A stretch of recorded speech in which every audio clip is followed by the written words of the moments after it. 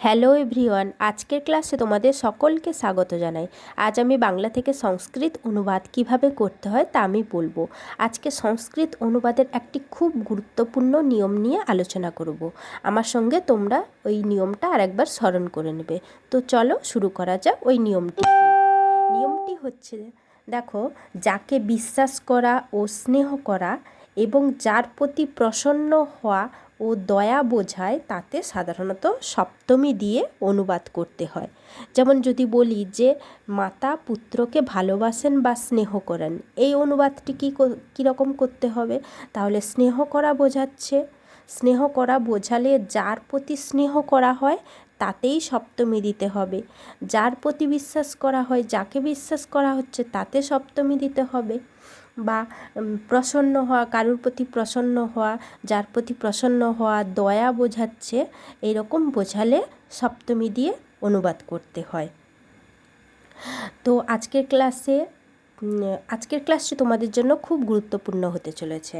আর আমার চ্যানেলে যারা নতুন তারা আমার চ্যানেলটিকে সাবস্ক্রাইব করবে, আর যদি ভালো লাগে অবশ্যই একটি লাইক করে দেবে। দেখো অনুবাদটি কি আছে, মাতা পুত্রকে ভালোবাসেন বা স্নেহ করেন। এখানে স্নেহ কার প্রতি বোঝাচ্ছে? পুত্রের প্রতি। তাহলে পুত্রতে সপ্তমী দিতে হবে। মাতা পুত্রকে ভালোবাসেন। মাতা পুত্রে স্নিগ্ধতি। পুত্র শব্দটা হচ্ছে নর শব্দের মতো।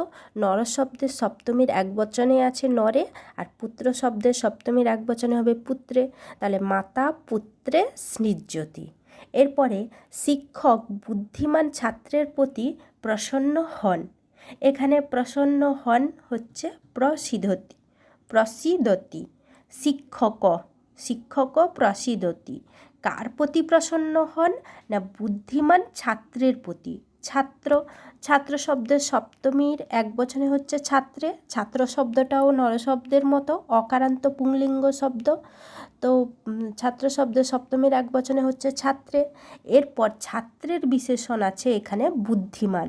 এই শব্দটা কোন শব্দরূপের মতো দেব? না বুদ্ধিমত, শ্রীমৎ শব্দের মতো। শ্রীমৎ শব্দের রূপটা কেমন হয়? শ্রীমান, শ্রীমন্তৌ, শ্রীমন্ত, শ্রীমৎ, এইভাবে হয়। শ্রীমন্তম, শ্রীমন্তৌ, শ্রীমত, এইভাবে হয়। সেরকম বুদ্ধিমান শব্দটা হচ্ছে বুদ্ধিমৎ শব্দ, শ্রীমৎ শব্দের মতো। তাই শ্রীমৎ শব্দের সপ্তমীর একবচনে কী রূপ হয়? শ্রীমতী। এখানে বুদ্ধিমান শব্দটা যেহেতু শ্রীমৎ শব্দের মতো, তাই সপ্তমীর একবচনে হবে বুদ্ধিমতী। বুদ্ধিমান শব্দটা হচ্ছে ছাত্রের বিশেষণ, তাই পুংলিঙ্গ শব্দ, পুংলিঙ্গ, আর সপ্তমীর একবচনে দিতে হবে বুদ্ধিমতী। তাহলে বুদ্ধিমানের সংস্কৃতটা হলো এখানে বুদ্ধিমতী। আর একবার বলি, শিক্ষক বুদ্ধিমতী ছাত্রে প্রসিদতি। মানে শিক্ষক বুদ্ধিমান ছাত্রের প্রতি প্রসন্ন হন। তাহলে প্রসন্ন হচ্ছে বুদ্ধিমান ছাত্রের প্রতি। বুদ্ধিমান ছাত্রের সপ্তমী দিতে হবে। এরপরে দেখো, ভালো লোকেরা দরিদ্রদের দয়া করেন। এখানে দয়া করেন বোঝাচ্ছে কাদের প্রতি দয়া বোঝাচ্ছে? না দরিদ্র লোকেদের প্রতি। সাধব দরিদ্রেষু দয়াং কুর্বন্তি। এখানে দরিদ্রেষু, দরিদ্রদের যেহেতু বহুবচন বোঝাচ্ছে, তাই সপ্তমীর বহুবচন। দরিদ্রেষু নর শব্দের মতো, নরেষু, দরিদ্রেষু দয়াং কুর্বন্তি।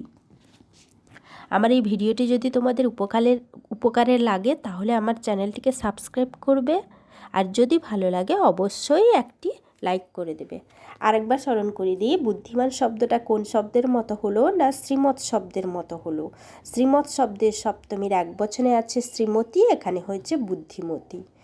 কি যে বিশ্বাস করা, স্নেহ করা, যার প্রতি প্রসন্ন হওয়া, দয়া করা বোঝায়, তাতে সপ্তমী দিতে হয়। তোমরা আমার এই চ্যানেলে শব্দরূপ, ধাতুরূপ সম্বন্ধে বিভিন্ন ক্লাস পেয়ে থাকবে, আর এই শব্দরূপগুলির দেখলে অবশ্যই বানান ঠিক হবে।